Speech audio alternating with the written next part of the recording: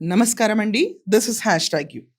అసలు మన ప్రభుత్వం లేకపోతే ఇప్పుడు మనం క్లియర్‌గా చెప్పాలంటే మన ఆంధ్ర ప్రభుత్వం వాళ్ళు రావణ్ పైన ఏమన్నా కక్ష సాధింపు చర్య కింద అన్ని కేసుల్లో రిమైండ్ వస్తుంది కాబట్టి ఇతని పైన ఉపా చట్టం ప్రయోగించారా? ఇది కొంతమంది బయట అంటున్న వార్త.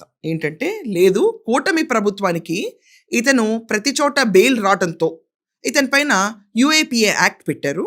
ఇది చాలా కఠినమైన యాక్ట్. ఆఖరికి ఏబి వెంకటేశ్వరరావు దగ్గర నుంచి మేధావి అని చెప్పుకుంటున్న ప్రకాష్ రాజ్ దాకా ప్రతి ఒక్కళ్ళు ఇదే మాట గురించి డిస్కస్ చేస్తున్నారు.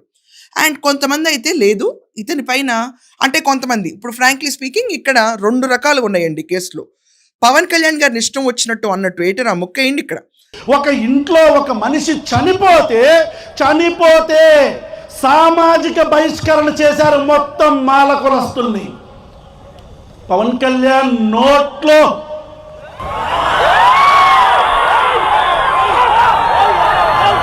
సో ఆ మాటలకి జన సైనికులు కోపం వచ్చి కేసులు పెట్టారు. కానీ ప్రతి చోట బెయిల్ వచ్చినాయి. కానీ ఈ రోజు దాకా బెయిల్ రాకుండా అండ్ వచ్చే సంవత్సరం దాకా కూడా బెయిల్ రాదు ఇతనికి. అలాంటి తరుణంలో ఈ క్యాండిడేట్కి మీద ఉపా సెక్షన్ అనేది పెట్టడం సబబా అనే డిస్కషన్ నడుస్తుంది. ఇతని పైన నమోదైన సెక్షన్లు ఏంటి? సెక్షన్ 13, సెక్షన్ 39, అలాగే 147, 148, 152 అంటే దేశం పైన యుద్ధం ప్రకటించడం. ఇలాంటి సెక్షన్లన్నీ భారతదేశం పైన దేశద్రోహం కేసు కింద నమోదవుతుంది. ఇది నమోదైతే మనకి వరవర్రావు గారు ఉన్నారు, సాయిబాబా గారు ఉన్నారు. వాళ్ళ జీవితం మొత్తం మీదకి జైల్లోనే అయిపోయింది. అంటే సాయిబాబా గారు రిలీజ్ అయిన తర్వాత ఒక 2-3 నెలలకు చనిపోయారు. క్లియర్గా అది అందరం చూసాం. వరవర్రావు గారు అయితే కొన్ని ఏళ్ల పాటు ఉన్నారు జైల్లో. వీళ్ళకి పడితే 10 లేకపోతే యావత్ జీవం. ఇది యూజువల్గా జరిగే సిచ్యువేషన్. ఈ కేసు కోర్టులో ఎంతవరకు నిలుస్తుందా లేదా అన్న విషయం ఇప్పుడే మనం డిస్కస్ చేయలేము. It's too early. పోలీస్ వాళ్ళు ఏం సబ్మిట్ చేస్తారని దానిపైన వెయిట్ చేయాలి. అసలు ఇతని పైన ఈరోజు భారత సార్వభౌమాధికారం పైన ఇతను చేసిన వ్యాఖ్యలు అవనండి, సమగ్రత పైన చేసిన వ్యాఖ్యలు ప్రతి ఒక్కదాన్ని కన్సిడరేషన్లోకి తీసుకుంటూ ఈ కేసు నమోదు చేస్తాం అంటున్నారు. ఫస్ట్ ఆఫ్ ఆల్ ఏమైందంటే పోలీసులు కూడా ఈ కేసులో ఇతను హిడ్మా భావజాలాన్ని ప్రచారం చేశాడని అంటలేని అనలేసి అతను ఫోన్ తీసుకునేదాకా ఎవరికి ఎలగల అక్కడ. ఫ్రాంక్లీ ఇది జరిగింది. అది తీసుకున్న తర్వాత ఆబ్వియస్లీ దానికి యూఐపీఏ కేసు అట్రాక్ట్ అవుతుంది. మనం ఎప్పుడు కూడా అర్బన్ నక్సలైట్స్ అది ఏరవకూడదు. అంటే లిటరల్లీ నక్సల్ భావజాలాలు, దాని తర్వాత మనం ఇట్లాంటి భావజాలాలు స్ప్రెడ్ చేయడం అనేది నిషేధిత భావజాలాలు ఇవి. వీటిని స్ప్రెడ్ చేయకూడదు, వీటి మీద సింపథైజ్ చేయకూడదు. కానీ ఇక్కడ ప్రశ్న రావడం చేసింది అదే. సో ఈ కేసు వర్తించడం కరెక్టే, కానీ ఈ కేసు ఎప్పుడు వర్తించనందుకు చిన్న పాయింట్. అంటే వీళ్ళు పెట్టిన కేసుల తర్వాత ఈ ప్రభుత్వం ఈ చర్య తీసుకుంది అంటున్నారు. కానీ దీన్ని రివర్స్ చేసి చూస్తే లేదు, ఈ కేసులు పెట్టిన తర్వాత అతను ఫోను సర్పవరంలో తీసుకున్నప్పుడు ఈ వీడియో బయటపడింది. ఇలాంటి వీడియో బయటపడినప్పుడు ఇమ్మీడియట్గా యాక్షన్ తీసుకోగలుగుతారు. ఈ కేసు పెట్టింది కూడా జనసేన పార్టీకి చెందిన గరికపాటి గారు. ఆయన పూర్తి పేరు నాకు తెలియదండి. చాలామంది గరికపాటి గారు అని పెడతారు. ఏంటంటే ఆయన ఇంటి పేరు అదేనండి బాబు, దానికి నేనేం చేయలేను.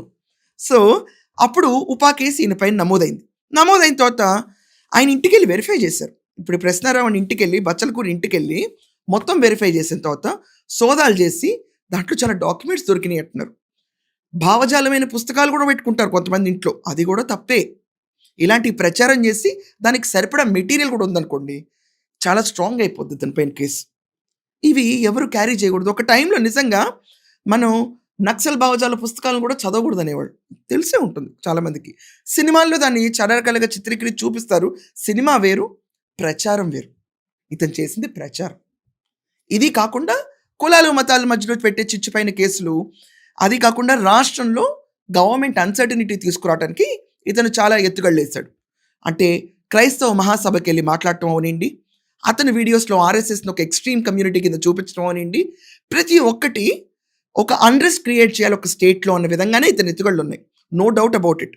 అండ్ బూతులు మాట్లాడడంలో ఎక్స్పర్ట్.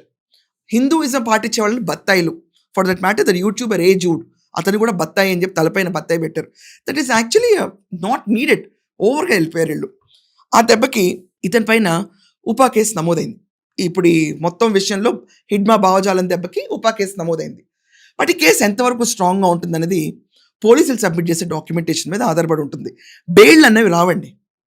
అతని జీవితంలో మళ్ళీ బయటకు వచ్చి నేను ప్రశ్నాజాలను నడుపుదాం అంటే మేబీ అది పాసిబుల్ కాదు ఈ కేసులో ఉన్న పరిస్థితికి. అండ్ ఒకటి ముందు చేయాల్సింది వెనక్కి చేశారు. కానీ వెనక్కి చేసడానికి రీజను అతను ఫోన్ తీసుకుంటే బయటపడిన భావజాలాలు కాబట్టి. ఏది ఏ ఆర్డర్‌లో ఎలా చేసినా ఉపా కేసు అన్నది మాత్రం తగువైన చర్యే. సో, ఎక్కడా ప్రభుత్వం నిర్లక్ష్య ధోరణిలో పెట్టాలని పెట్టలా. ఇతని పైన బెయిల్‌లొచ్చినప్పుడు జన సైనికులు కంటిన్యూయస్‌గా కేసు పెట్టారు. కానీ అది వాళ్ళ హక్కు. ఎన్ని కేసులన్నా పెట్టొచ్చు. అది వాళ్ళ హక్కు.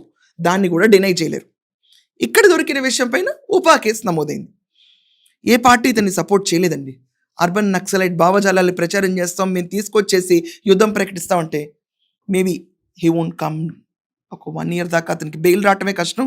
బెయిల్ వచ్చిన తర్వాత శిక్ష పడితే కొన్నేళ్ల పాటు అలాగే ఉండిపోవాల్సి వస్తుంది. సో చెప్పండి మీ ఒపీనియన్. ఇతని పైన పెట్టిన కేసు తప్ప ఒప్ప? మీ ఒపీనియన్ ఏంటో నాకు చాలా important. I want to read them. ఖచ్చితంగా రాయండి. That's all for now. Thank you.